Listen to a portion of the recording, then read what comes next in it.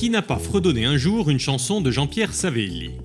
Assurément très peu de monde né après 1970, car derrière le succès phénoménal de Besoin de rien, envie de toi, se cache une histoire étonnamment riche et foisonnante qu'il nous raconte avec ou sans filtre. Oh là là. Bon, il va là. On va où là? Ah, là encore celle-là. Oh. Eh ben on va dans votre vie, Jean-Pierre Savelli. On va la retracer cette vie à travers les photos marquantes. Là, effectivement, on est avant vous, hein. Et ben on va aller là, en face. Bon, celle-là, ce qui est fabuleux, c'est que il y a l'agent, le manager, l'impresario de mon père, son frère Jean, avec le petit chien en dessous. C'est Menton. Honnêtement, je sais pas quel âge il a, là, mon père, je sais pas, mais il passait au Royalty Bar, qui est maintenant devenu une pizzeria, à Menton, et il faisait ces gars-là. Mais vous dites ça naturellement, Ouais. parce que votre père, avant d'être à Menton, et même aller encore un petit peu plus loin, au départ, il naît où? Et comment il s'appelle, votre Alors, père? mon père s'appelle Jean-François Savelli, et malheureusement pour moi, j'ai découvert que, je dis toujours, mon père est né à Monticello. Oui, au je Santa pensais, Barbara. moi, et non? Eh bien, pas du tout. J'ai découvert il y a quelques jours qu'il est né à l'île Rousse. Il est né à l'île Rousse. Il est né à l'île Rousse. C'est ma famille qui m'a bien aidé, là, de l'Escalbar, Ferrandine. Ils m'ont dit, mais non, il est pas... Mais mon père m'a toujours dit, je suis né à l'île Rousse. Bon, je sais pas pourquoi. Donc il est dans une famille nombreuse, très nombreuse, Ouais. pas très riche, Non, on peut dire pas très riche du tout. et il a une belle voix. Tout le monde lui dit. Concours de chant, bien sûr, aussi. Ouais. Dès l'âge de 14-15 ans. Il me racontait ça, concours de chant. Puis un jour, son frère, Jean, lui dit, écoute, Paris, il faut aller à Paris. À Paris, mais on connaît personne, mais on va se débrouiller. Et il lui fait rencontrer des gens, le poste parisien à l'époque, pas mal de choses. Et mon père, peut-être 7-8 mois après, qu'est-ce qu'il fait? Il est meneur de revue dans une sorte de comédie musicale de l'époque qui s'appelait Caresse de femme, où il chante que des chansons d'amour. Il est très élégant, toujours bien habillé. Et il fait un succès énorme. Un succès énorme. Et il va signer dans la première maison de disques américaine, Odéon, en 1937, où il fait plein de 78 tours. Et ce que j'aimerais, justement, c'est qu'on écoute peut-être un petit peu la voix de votre papa. Alors, magie de la télévision, regardez, on a qu'à et on entend un petit peu quand il chante et vous allez voir, effectivement, c'est du Tino Rossi. Hein. On lui a souvent dit. Parfait sauvage, loin des rivages. Beaucoup de gens lui disaient, mais franchement, ta voix elle est plus belle que celle de Tino. Tino. Mon père s'en foutait de ça. Lui, ce qu'il voulait, il n'y avait pas de concurrence. Il voulait chanter. Voilà. Chanter l'amour. Chanter l'amour. Oui, chanter l'amour. Voilà. Et chanter l'amour à ma mère, qu'il avait connue très jeune. On n'y est pas encore avec votre mère, parce Et qu'effectivement... là, c'est le pavillon de la Corse, à côté de la Tour Eiffel, avec tous ses amis corses. On les voit là, avec les foulards et tout ça, voilà. Et mon père, il est là. Il est là. Carlo Cotti, il est là. Et tous les gens qui l'ont accompagné pendant 3 ans. Exactement, parce que l'aventure, en fait, on va se tourner un petit peu, parce que l'aventure... Alors, j'ai pris cet article de journal, parce qu'on voit que c'était la gloire. Hélas, la grande tourmente devait briser le beau rêve. En fait, la guerre va tout interrompre. En fait, il n'a jamais réussi à repercer à nouveau, très difficile. à retrouver effectivement le succès qu'il avait. Il m'a expliqué que c'était compliqué. Donc, du coup, il va aller sur Toulon. Sur Toulon, il va rencontrer une certaine Rose. Ils vont se marier. Oui. Ils vont avoir des enfants. Ma sœur, Liliane. Et c'est la maison du bonheur. Et on va retrouver la maison du bonheur qui est là-bas. Ah là là. Ah oui, ma sœur, moi. Voilà, mon père, il est moustache. Alors franchement, ça, c'est incroyable. Et alors à gauche, c'est Mémé Poggio. C'est la mère de ma maman, qui est donc italienne. Ma maman est née à Toulon, pas en Italie. Et tout le monde est né finalement à Toulon. Parce que mon père, très jeune, donc, est venu dans cette ville. Et toute sa famille aussi, d'ailleurs. Et quand je dis c'est la maison du bonheur, c'est quand vous regardez cette photo, justement, avec votre sœur Liliane. Qu'est-ce que, quand vous voyez ça, ça vous fait... Ah, oh là là. Vous rêvez plein de souvenirs. Mon père est plus là, maman est plus là. Dur. Ma grand-mère non plus. Heureusement, chez ma sœur. Mais cette photo est terrible. Mais bon, je pleure, mais c'est du bonheur de savoir que j'ai réussi pour mes parents. Ils m'ont laissé partir, seul, à Paris. C'est mon père qui m'a accompagné, mais bon. Et ils ont eu confiance en moi. Pas facile. Ah là, cette photo. Ouais, pas facile. Alors, on va passer à celle-là. Là non plus, c'était pas facile, d'ailleurs. Enfin, c'est pas que c'était pas facile. J'ai mis cette photo de classe, parce que en classe, c'est pas tout à fait ça non plus. Hein. Oui. Vous n'aimez pas trop l'école, en fait. Hein. Non, je m'y ennuie. Je vois plein de mes copains, là. Vous êtes où, là, d'ailleurs? Vous êtes où, là, Jean-Pierre? Moi, je suis là. Qu'est-ce que j'ai dit? Je suis là. Ah, au premier rang. Je suis là. Voilà. Mais ces copains, vous allez les quitter un peu prématurément, justement. Vous en troisième, vous dites, moi j'arrête. Stop, Ah, l'école. j'en ai marre. Hein? Je dis à ma mère, c'est bon. J'ai une passion, c'est la coiffure La coiffure, oui. et la chanson. La coiffure, déjà. La Parce que la chanson, on s'y attend un petit peu. Ma mais- sœur est esthéticienne, Ouais. un salon de coiffure et d'esthétique. Et elle me dit, bah, si tu veux venir nous aider le samedi déjà. Et moi, je commence à coiffer, à faire des petits trucs et tout. Il y a un truc dont j'ai horreur, c'est les couleurs. Ça sent mauvais. L'oxygéné, l'ammoniaque, j'aime pas. Mais je me spécialise là-dedans et je vais à l'école de coiffure. Je passe mon CAP, mon brevet. Et puis, bien sûr, je suis repéré dans un concours de chant par quelqu'un qui dit, mais vous chantez bien, est-ce que vous voulez chanter dans notre orchestre? Voilà, c'est parti de là. Parce que ça part de là, parce qu'on n'a pas eu le temps de le dire, mais avec votre papa, il vous dit apprends à jouer de la guitare, apprends à jouer quelques accords. Tout de suite. Parce que, qu'est-ce qu'il dit? Vincent Scotto, par exemple, il connaissait que 2-3 accords. Ah, il me dit, Vincent Scotto, tu sais, il connaît 2-3 accords, il a fait 3000 chansons. Apprends la guitare. Tu veux pas faire le conservatoire? C'est pas grave. Je veux pas te pousser. Mais par contre, voilà, la guitare, je t'apprends. Do, ré, mi. Tu vas commencer à composer. Ça a été bénéfique pour moi. Complètement. Plus tard. Et donc on va aller vers là, alors, si vous le voulez bien, parce que vous l'avez dit, passion, la coiffure et passion. Alors je n'ai trouvé que cette photo de vous qui chantez. Oh, il y en a d'autres. Il y en a d'autres, enfin, en tout cas, à l'époque, à Toulon. Oui. Vous faites ce qu'on appelle, on fait du bal, c'est ça? On peut dire le Du bal, mais bien sûr, je Ouais. fais du bal, comme plein de mes copains. Le Normand a fait du bal, plein de chanteurs ont fait du bal. Maintenant, ils font le piano-bar, des cafés-concerts. On faisait du bal. Vous faites du bal, et avec ce bal, vous allez jusqu'à 500 km de Toulon. Vous rayonnez dans On tout, fait dans les tout fêtes le de Var. Bayonne. Oui. Oh, c'est pas le Var, hein. On va à Bayonne, on va très loin, on a un bus, il y a 4 chanteuses, 4 danseuses, je fais un tour spécial clo-clo. Je me spécialise dans les chansons françaises. Ça marche du tonnerre. Du tonnerre, et déjà, les anciens, les trompettes, les cuivres me disent toujours, mais tu connais Michel Legrand? Je dis non, ben, écoute ces chansons, ça t'irait bien. Et je commence à chanter vers 3-4 heures du matin du Michel Legrand, quand il y a moins de monde, parce que ça, c'est des chansons pas trop connues. Donc, et je chante du Michel Si, Legrand. si j'ai bien compris, vous faites de la coiffure la journée, et tous les week-ends, voiture, Voiture, bus, et on part. et vous partez. Jusqu'au jour où vous avez à peu près 20 ans, et vous allez voir votre papa, et vous lui dites, papa, comme vous disiez, qui vous fait confiance, et maman, c'est qui donne l'autorisation? Je veux partir. Mon père, ma mère était d'accord. Ah. Et donc votre père prend une DS. Sa DS-19 de l'époque, et il me dit, bon, écoute, je t'accompagne, je reste une semaine avec toi, ça va être compliqué, hein, je te le dis. Mais j'ai dit, attends, ça c'était compliqué pour toi. Donc, si c'est compliqué pour moi, je vais m'en sortir. Et il me laisse dans un quartier, Là. là. Moi, j'arrive et je pigale. Et il me dit, c'est un quartier qui va t'apporter beaucoup de choses, parce qu'il y a beaucoup de monde. Et puis surtout, ce qui se passe, c'est quand il vous laisse votre papa. Ouais. Alors il vous laisse dans un petit hôtel en plus. Hein, Petit il hôtel, vous rue prend- de Douai. Et il repart lui en voiture. Une hein. semaine après, il Une s'en va. semaine. Et il Un vous peu donne d'argent. quand même un peu d'argent et un nom. Et un nom. Qu'est-ce Georgette Plana. Georgette Plana. J'ai dit, c'est qui? Ben, c'est une femme qui a Rikita, mon amour, la fameuse chanson énorme, connue. Voilà, j'ai même pas son téléphone, mais tu vas te débrouiller pour la trouver. J'arrive à la trouver. Et, Stop. Oui, Stop. Ah. Vous arrivez à la trouver. oui. On vous dit rendez-vous Playel. Playel. Vous avez ça, Georgette Plana, Playel. Et c'est Vous partez à la recherche et on va voir où vous allez atterrir. D'accord. On fait comme ça? Ah, génial. Allez, c'est dans une autre pièce que ça se passe.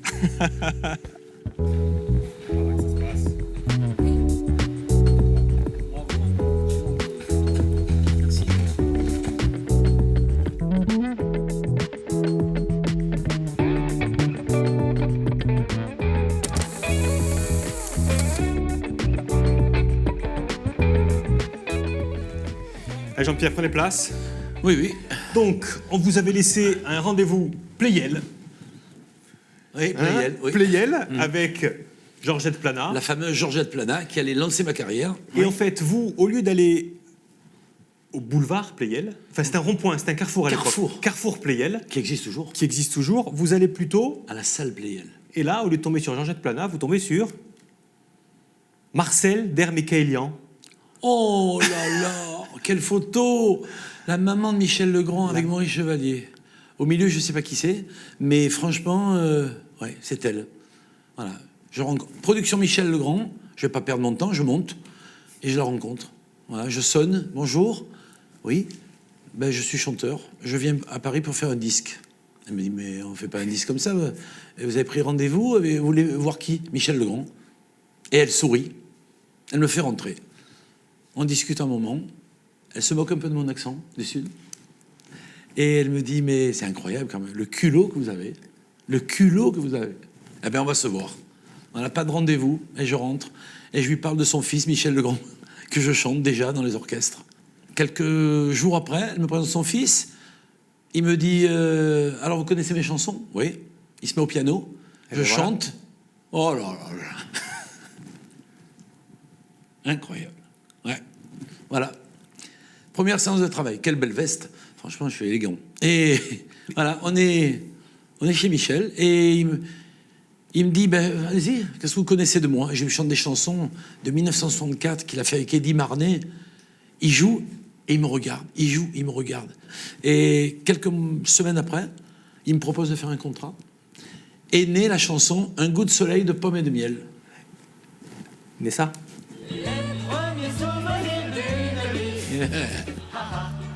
Voilà. Production ML. Personne ne voulait me croire. Produit par Michel Legrand. Personne ne voulait me croire. Tous mes copains chanteurs, chanteuses du Var. Incroyable. C'est un rêve. Le temps de l'enfance est loin de moi, mais j'ai sur les lèvres tout comme autrefois. Un peu jazzy, un peu mélodie déjà. Mais on a du mal à y croire. Ça, c'est en quelques semaines, ça. Quelques mois. Ah oui, ça va. Même pas quelques mois, oui. Allez, oui, 2 mois. 2 mois. 2 mois. Votre premier 45 tours. Mais ce qui est intéressant dans votre histoire, Jean-Pierre, c'est que là, ça va très vite, en fait. C'est ça qui est marrant. C'est que ce 45 tours, en fait, vous ne l'écoutez pas comme on vient de l'écouter, là, tranquillement, chez vous, avec les amis. Vous l'écoutez... Vous l'écoutez ici. Eh oui. Donc c'est à l'armée que vous écoutez votre chanson, votre tube. Bien sûr, sur France Inter. Et vous n'êtes pas là pour en assurer, entre guillemets, la promotion. Pas du tout. C'est une frustration énorme, ça. Énorme. Tant et si bien que, justement, au bout de quelques mois, vous profitez d'une perme pour redescendre à Toulon. Une 72 heures, parce que 48 heures, j'avais pas le temps. Vous descendez. Et là, qu'est-ce qui se passe à Toulon? Eh ben, grâce à mon beau-frère et à mon père, ils m'ont fait enfermer dans un hôpital à Sainte-Anne, à Toulon. Pas comme fou, hein. Mais je servais le petit déjeuner. Mais vous finissez quand même l'armée. J'ai gardé la fourragère. Hein. Excellent, excellent. L'armée finie, vous avez envie de repartir vers le succès qui finalement est loin maintenant. Eh oui, disons que bon, je ne sais plus trop comment faire parce que j'ai un contrat, mais j'ai perdu 18 mois et finalement, après, bon, ça a été un peu compliqué, mais je suis arrivé à me débrouiller. Et bigre, je veux bien. Et d'ailleurs, la photo, c'est celle-là. Voilà, vous remontez. Je commence et je fais... Michel Legrand me dit j'ai pensé à toi pour une chanson originale, tu vas faire le festival de Tokyo, tu vas représenter la France, tu vas aller au Chili, tu vas aller en Belgique, tu vas aller là. Il m'envoie de partout. Et voilà le style d'orchestre que j'avais. Et c'est fou que ce mec-là vous ait pris sous sa coupe quand même, Jean-Pierre. Comment vous l'expliquez qu'il y ait cette affection? Alors il met votre voix, bien sûr. Hein. Je ne sais pas. Il me disait toujours, franchement, quand je te fais des chansons, on dirait que tu les connais. C'est incroyable ce que je ressens. Il faisait chanter plein de gens. Hein. Il a fait des titres pour le monde entier. Et bon, voilà. Donc ça a été un honneur pour moi de travailler pendant des années avec lui. D'ailleurs, il m'a fait confiance alors qu'il n'était plus mon producteur. Justement, c'est la photo suivante. Vous gagnez la Rose d'Or d'Antibes. Alors voilà, avec Ciel, je suis en première partie de Clo-Clo, Daniel Gérard qui vient nous voir. Le producteur, à l'époque, donc, voilà, Eddie Barclay. Vous changez de producteur. Oui, vous changez de producteur avec Barclay plutôt. Et puis l'autre photo, c'est la version de... Voilà. On est au Japon. Et justement, le Japon va venir à vous à un moment. Là, on est à la fin des années 70. Ça roule pas mal. Et surtout, il y a quelque chose qui va faire un accélérateur. Alors, je ne sais pas si c'est un accélérateur de carrière, mais en tout cas, le Japon débarque en France et il trouve un interprète avec ça. Ah oui. Quelle belle époque. Le ciel garde encore la trace du prince Actarus. Il rêvait de notre terre. Vous allez être l'interprète de tous ces dessins animés qui déferlent sur la France et qui sont des succès phénoménaux. Et vous, en votre Albator, Goldorak, Exor, vous allez vendre 5 millions de disques. Ça, c'est 78, premier Goldorak. Voilà, Albator, Goldorak, tout ça s'est suivi jusqu'à 81, 82. Et puis justement, 80, 82, et on va arriver... Eh bien, alors, je mets la photo, et puis après vous me dites comment c'est arrivé, parce que 84...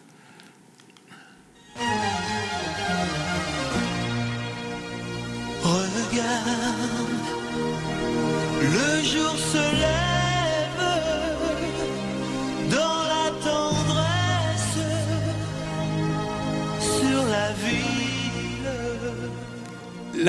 ce titre arrive justement aussi comme ça d'un coup. Est-ce qu'il arrive comme ça d'un coup dans votre vie, Jean-Pierre? Non, il n'arrive pas d'un coup. En gros, l'histoire, la vraie histoire, parce que j'ai entendu plein de choses racontées à droite et à gauche.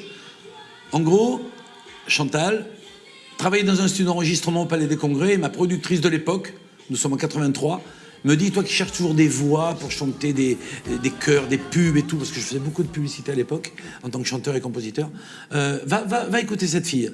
Voilà, on se rencontre, on parle. Quelques semaines après, je lui propose une chanson qui s'appelle Slow pour Anne, qui est un slow, une chanson d'amour. Il n'y a pas de texte. Que vous composez, parce que vous êtes avant tout un compositeur. Voilà, ma vie avec toi, ta vie avec moi. Voilà, j'avais juste le début. Je lui propose, on fait la maquette. Elle travaille avec Barzotti, elle fait des chœurs pour Barzotti. Elle fait écouter aux producteurs de Barzotti, qui sont des gens de Lille, les frères Célie, qui disent, c'est qui chante avec toi?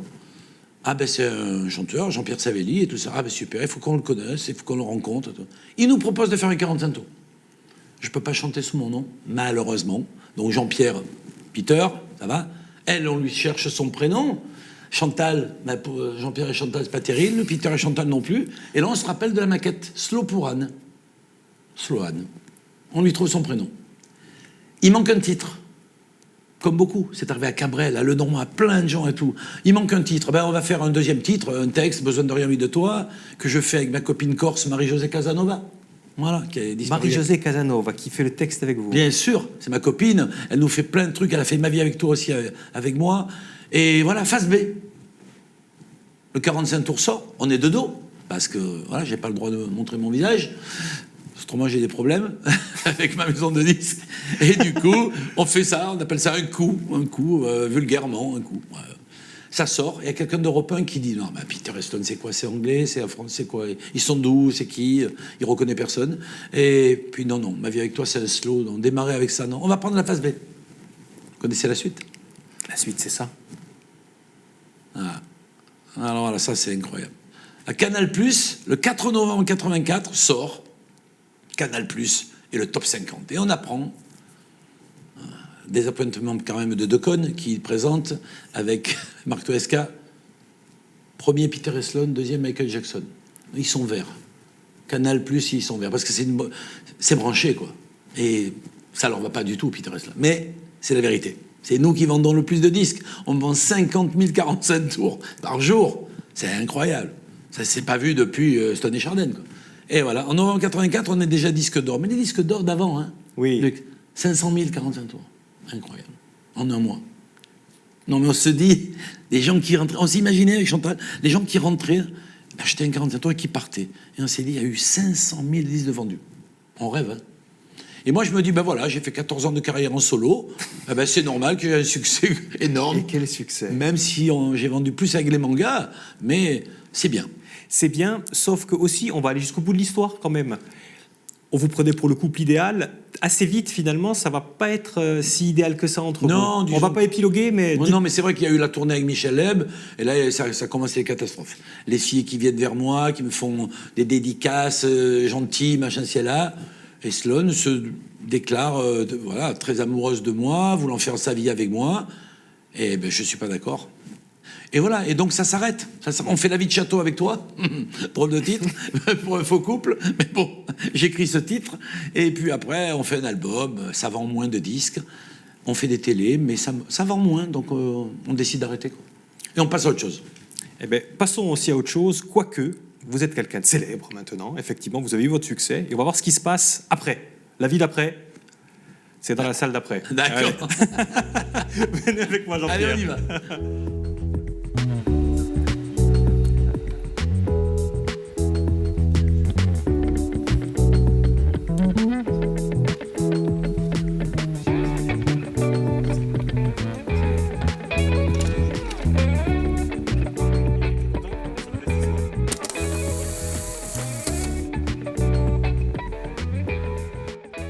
Dernière pièce, Jean-Pierre.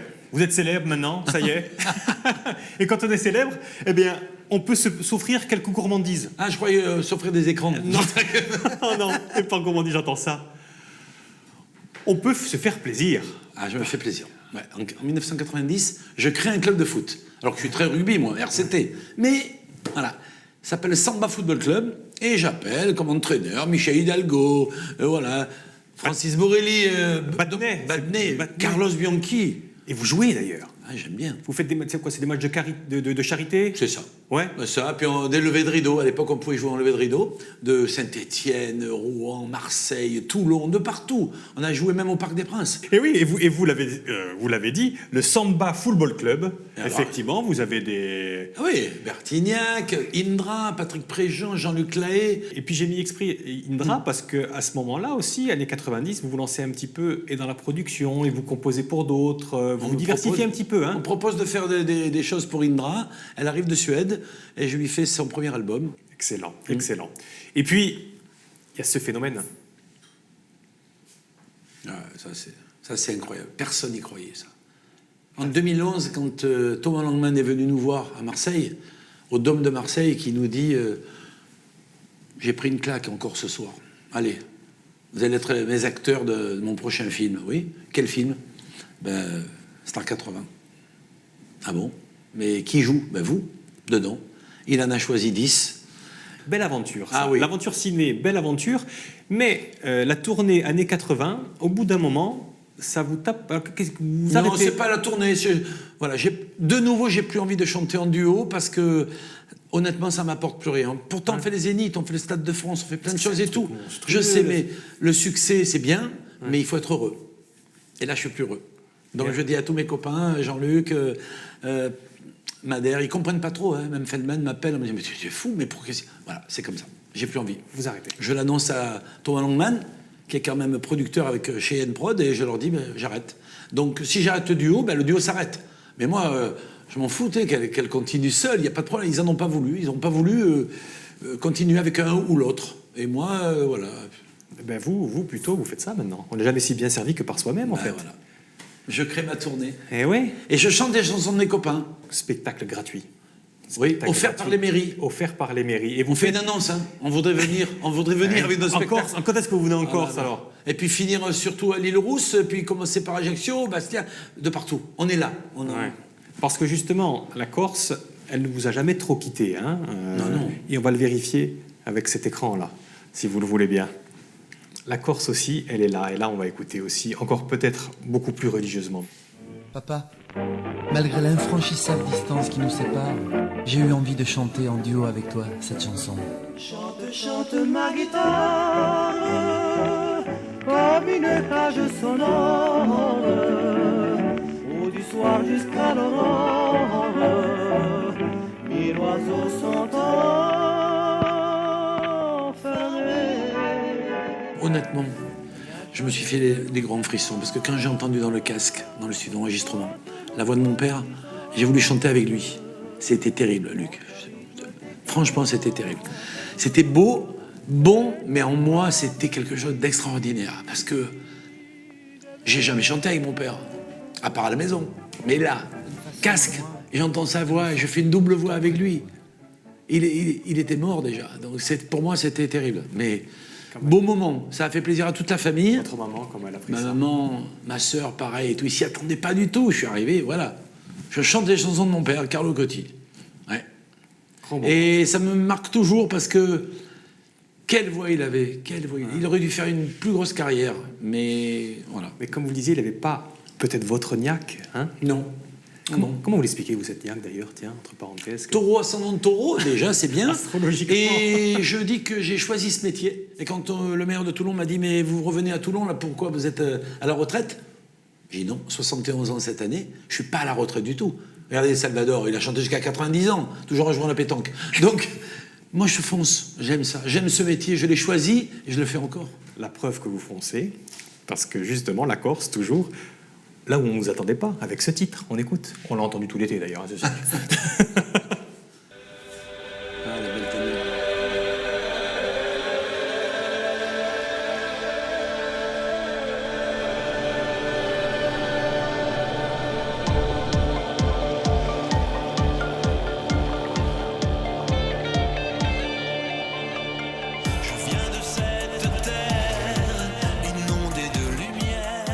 Le désir d'aimer, version française, version corse aussi, avec un projet de mini-album.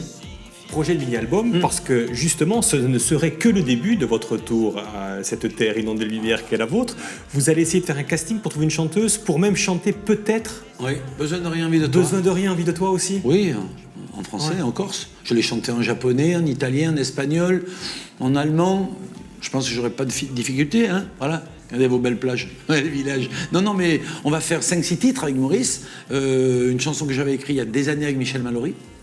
C'est notre histoire d'amour, c'est un peu le village, à l'île Rousse et tout ça. Et Santa Reparata, Monticello, ça, il a raconté l'histoire un peu de mon père dans cette chanson. Et puis des chansons originales. Voilà. D'accord. On l'annonce aujourd'hui.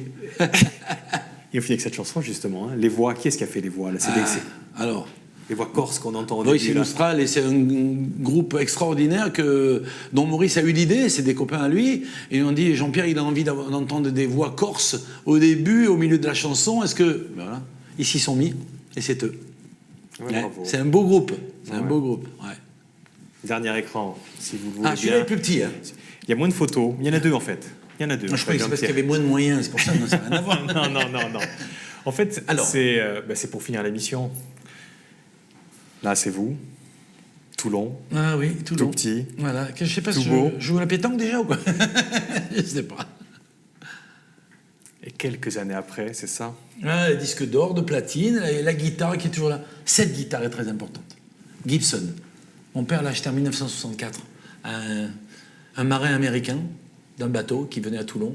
Et je l'ai toujours. Quand vous voyez ce parcours, Jean-Pierre, Bah, je suis fier, je suis content pour ma famille, pour moi, pour ma femme, pour Lola, ma fille, qui a eu 17 ans et qui dit « Dis donc, papa, tout ce que tu as fait, les gens, ils découvrent, mais ils savent pas tout ça. » Ben, grâce à ce style d'émission, en tout cas, vraiment, je voulais te remercier parce que je te tutoie, hein, parce que j'ai passé un moment fabuleux, vraiment fabuleux. nous aussi. Plein d'émotions. Jean-Pierre. Oula, c'était Nous dur. aussi, Jean-Pierre. Une vraie sensibilité et je crois qu'on a tous été surpris. Merci d'être venu, de vous être prêté au jeu avec autant de sincérité. Je m'y attendais pas, moi, je peux vous dire. Vraiment. Alors, on fait la photo. Et on se revoit donc en Corse pour... J'espère très vite, j'espère. avec nos années 80. Exactement. Allez, ok. Allez, Allez, petit photo. selfie. Hop, voilà. Merci infiniment. Merci beaucoup. À bientôt. À bientôt. À bientôt.